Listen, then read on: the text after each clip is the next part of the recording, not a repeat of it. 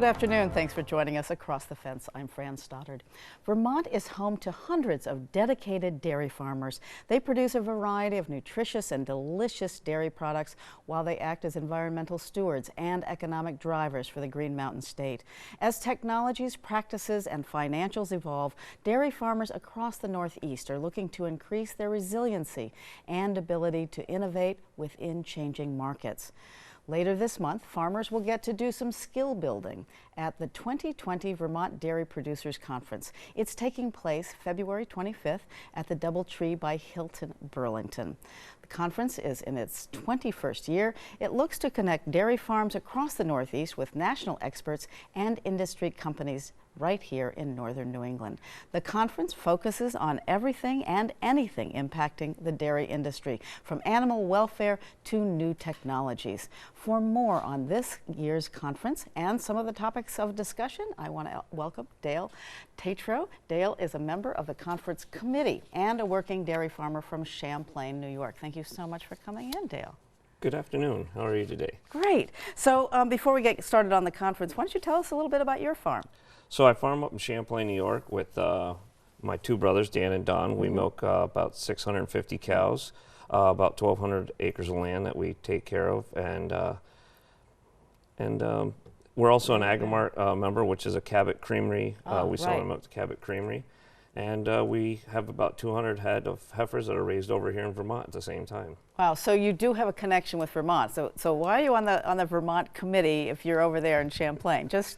So there's clearly some connections. There's that, and we also have custom harvesters that come from Vermont, and also our custom manure applicators come from Vermont. So we do have deep ties into Vermont. Right, there's definitely a connection. So what can folks expect to see and learn at this year's conference?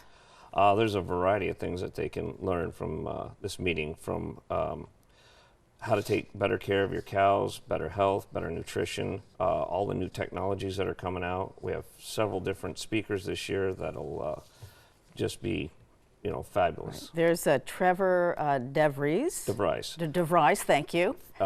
From, I believe it's Guelph. Yeah, Guelph in Ontario. Yes. So an animals bioscience guy.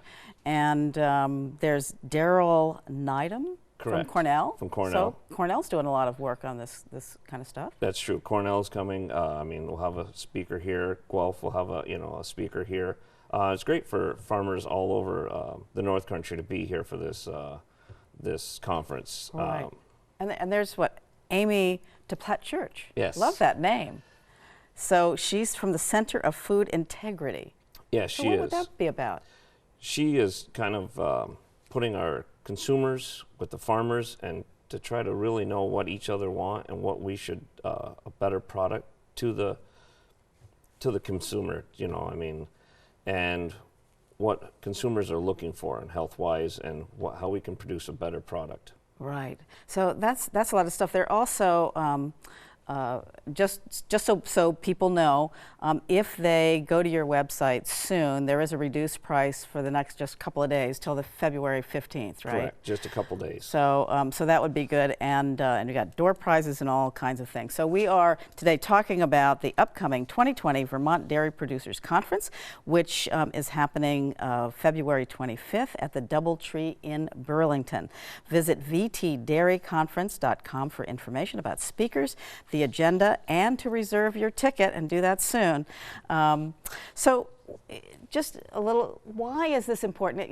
Farmers work really hard, so why is this important for farmers to come to a conference like this? Well, we need to keep our cows healthier. We need to know their rest time, their nutrition, and some of these people are the latest technologies, better bedding, from everything from A to Z, and there are a lot of people who will be there just to not sell products, but the new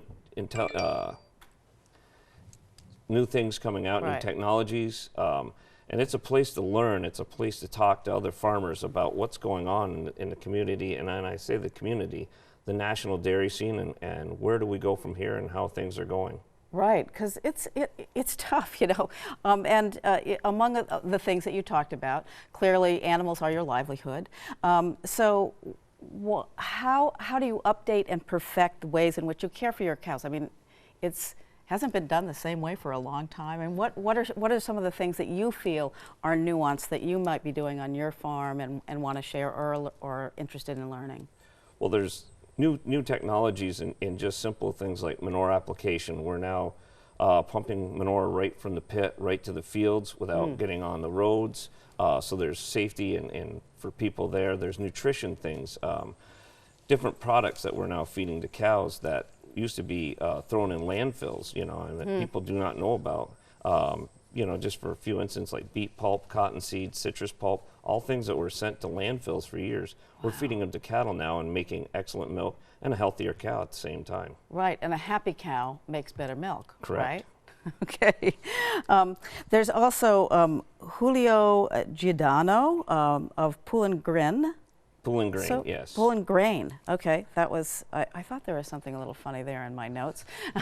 So why would somebody so he would bring what's new in grain? Nutrition and feed balancing, and you know it's kind of funny that farms today have nutritionists for their farms, and yeah, I mean everything is balanced and it's for the cow's health, and it's the same as human beings. Everything has to be balanced, and if you don't eat a proper diet and proper nutrition, you're not going to be healthy. Right. And the healthier the cow, the more nutritious her milk is, the healthier she is, the more she'll produce. So it's a win-win.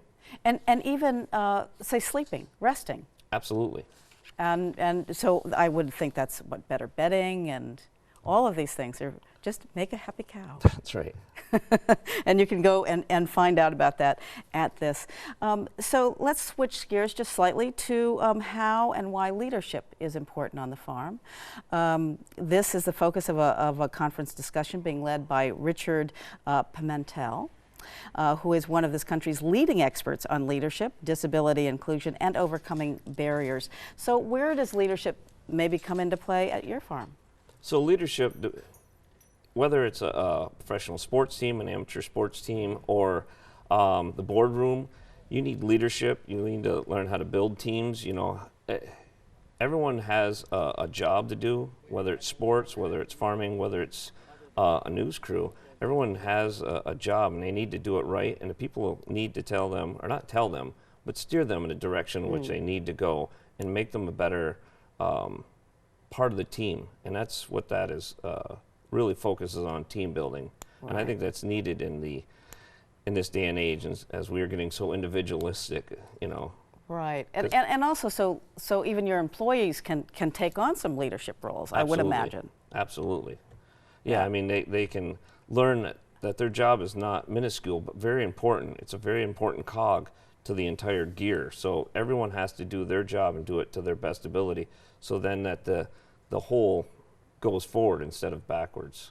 So, and yours is a family farm. It's been in your family for generations. You have a couple of brothers, and you've kind of expanded to pull in different farms from the family. So, how does that work with when it's really just it's in the family? Well, everyone takes a position the same as, like I said. I mean, one guy is responsible for cows, one guy's responsible for crops, the other one's for equipment. So.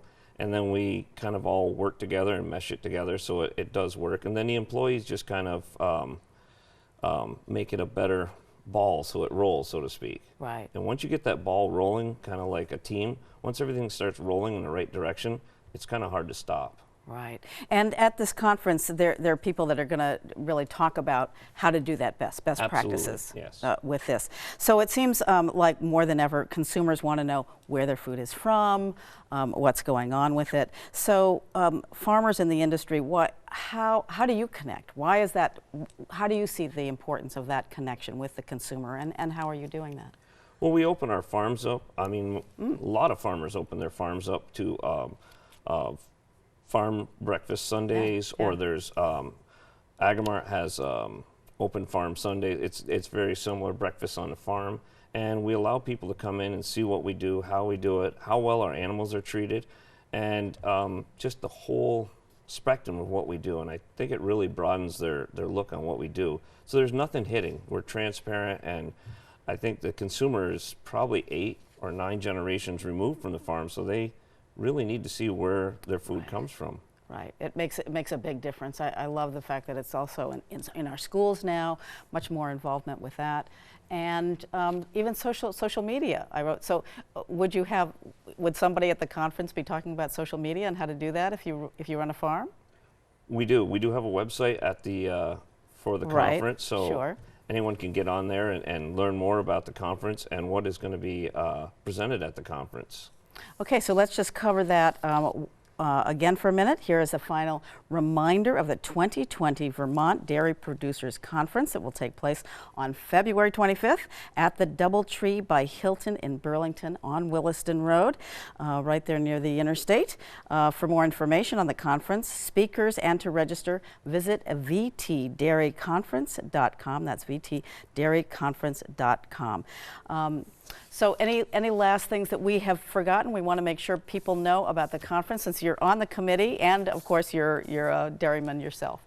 I think anybody from 50 to 5,000 cows should come to this conference. Okay. And you know, it's kind of an old saying, like Abraham Lincoln got in a wood cutting competition years ago, and the person he was competing against did not stop to sharpen his axe, and Abraham Lincoln stopped and sharpened his axe, and he won a competition. So farmers need to stop for a while and sharpen their axes for this conference. Fantastic. So take a pause, get with some other people that are doing this work, share ideas, and learn something new. Thank you, Dale Tetreault, for coming in today and telling us about the conference.